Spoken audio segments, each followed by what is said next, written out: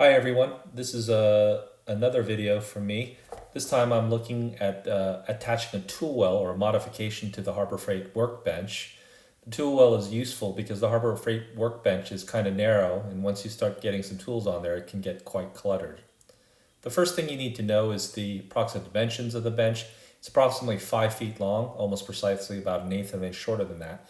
But one of the challenges is the side is actually kind of shallow. In other words, there's an overhang there, and the wood is not very thick, and that will present challenges when you screw it in. For the wood for this workbench, I just got some scraps actually from the cutoff section at the Home Depot. Actually are using a 1x3 or two 1x3s that are glued together and two 1x4s on the sides to make this sort of U-shaped pattern. There were some challenges in putting the screws in later, and I think in hindsight I would have gone for a slightly different design. These boards are almost exactly 5 feet long. I probably would have cut them or shorter than 5 feet long so you could put end caps on them.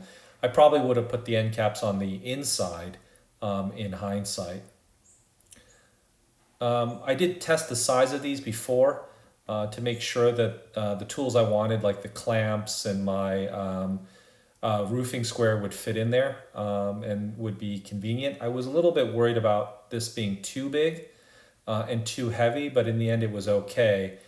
Some recommendations I used, again, two 1x3s for the bottom and two 1x4s for the sides. You probably could have gotten away with narrow wood, either 1/2 inch or 3/4 inch strips. Now, the end was a little bit off here, but again, I initially tried to glue the ends on directly to the U. Thought I was being clever and was going to use the workbench itself as a clamp using bench dogs. This would actually not work. In addition, you can see that the end pieces I'm measuring out go on the outside of the tool well. In hindsight, I would have put them on the inside. It would have made them easier to clamp on, and you'll see my struggle in trying to clamp them on towards the end.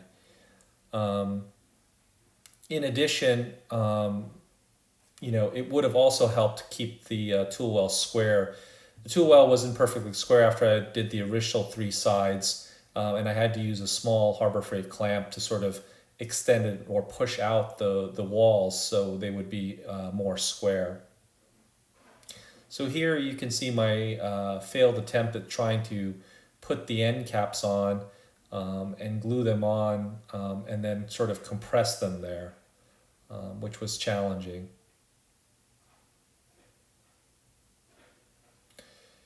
Just wanted to put out a note that I have two other videos regarding this Harbor Freight Workbench. One is this assembly video, and one is a video on putting caster wheels, which I find very useful for this bench and just moving it around. And as I said earlier, I think one of my challenges with this workbench is it's fairly narrow. So when you're working on a project and you put a couple tools on here, you can see here the bench gets crowded fairly quickly. And it would be nice to have a little tool well or a tool tray to sort of put things down that are under the surface or lower than the surface. So when you have larger pieces, they don't interfere with you putting them on top of the tray. Excuse me, on top of the bench. So here you can see me trying to fidget with some shims. The problem with using the bench dogs as a clamping mechanism is that they don't fit very well and they sort of bow out, and so I wasn't getting a tight seal. Eventually, I just sort of gave up trying to glue it and be clever, and I decided to just put some finishing screws on the end to sort of put this into place. So I used glue and finishing screws. Not as nice of a finish, but it was okay. Again, this bench is really a working bench, and in the end, it was fine.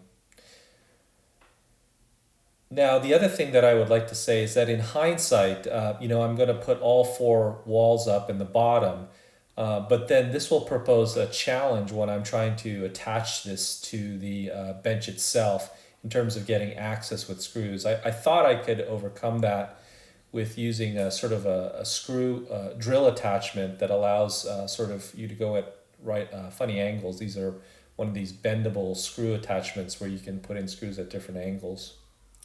Here, after the glue up and the screws, I just put some mineral oil. I find putting mineral oil before finishing brings out the color of the wood, and it's almost as good as some of the other professional sort of raw linseed oils and so forth. And it's a lot cheaper. You can pick up a bottle of mineral oil for $1 at the local dollar store or a few bucks at the supermarket. After I put on the mineral oil, I let it dry. I just put on some wipe-on poly. Also note that there was a lot of sanding in between those steps, but I did that off camera outside to avoid the sawdust collection in my garage.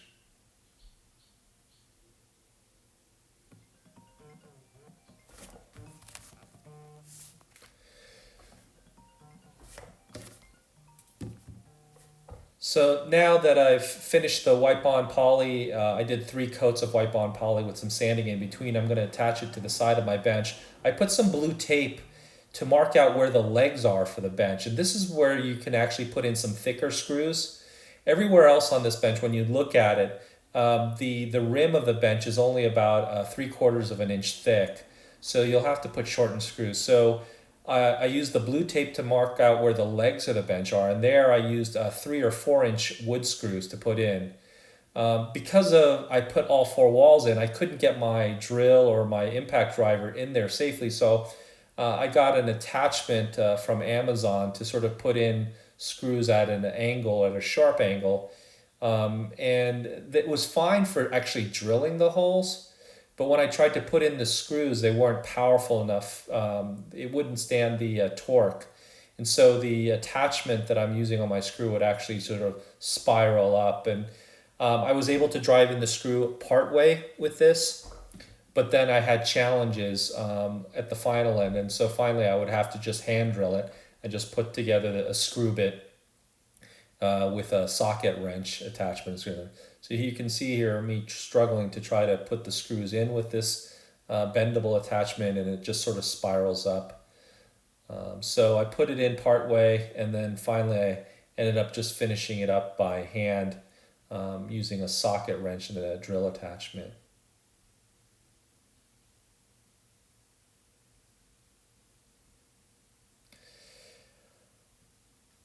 So again, where the blue tape is on my bench is where the legs are, and here I'm putting in longer screws, 3 or 4 inches, to go all the way into the leg of the bench. And again, repeating at the other leg, the screw and the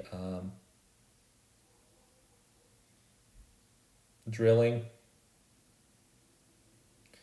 This sort of bendable attachment I got off of Amazon works well for the drilling.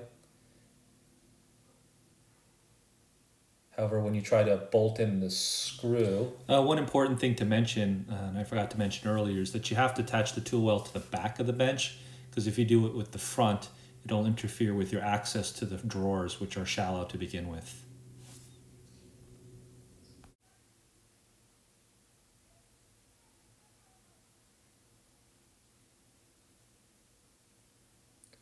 You can see that the thing just torques up, and so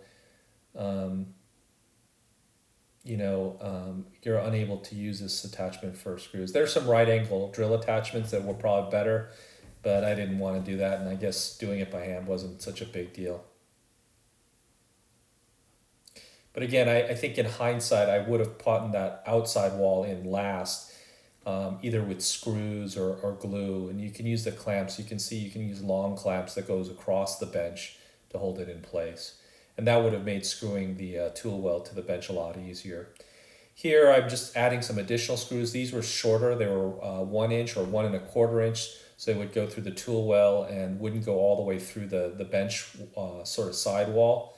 I probably could have gotten away with just 2 screws, but just to be safe, I added 3 of these sort of 1 inch screws in between the longer screws I put in the legs. And with that, I'm done. The little cleaning, put the tools in there. Seems to work nice. If you have any questions, leave a comment. And thanks for watching. Bye.